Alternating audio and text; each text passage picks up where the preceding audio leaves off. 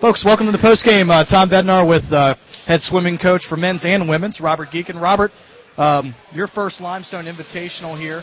You had 3 other teams come out and join you today. What do you think overall about your team today and how they performed? That was a great meet. You're right. This was our first invitational meet.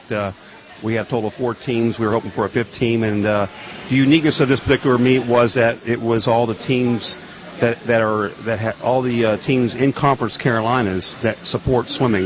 Right. And but the performances were good. Of course, we had our true conference last week, and this was a chance for us to develop some relationships and some camaraderie. And right. And if they were watching your video, they probably saw how much fun the kids were having. Well, yeah, I mean, it seems like the kids, there's really a loose, lax environment here today.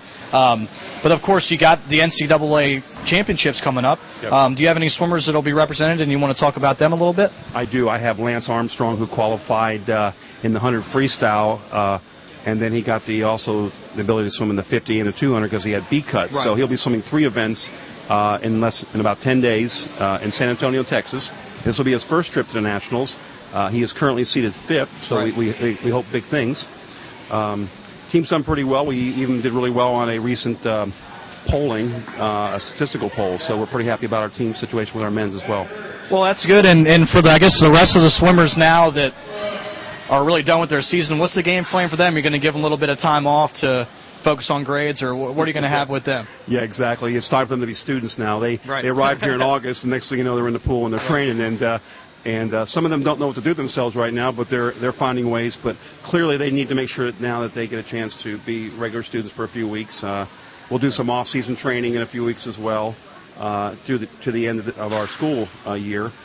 But it's been long. We know swimming is the longest season in NCAA sports, so 8 months is a long time to be on. Sure. Well, Coach, we appreciate your time, obviously. It was a great invitational, and I know that you were really excited about everything.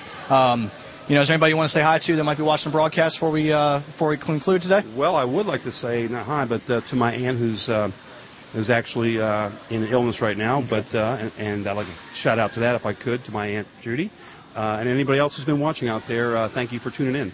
Well, good. Well, head coach, men's and women's swimming team, Robert Geekin. I'm Tom Bednar. Thanks for tuning in to the broadcast. We'll see you next year, swimming-wise. Yes, thank you. All right.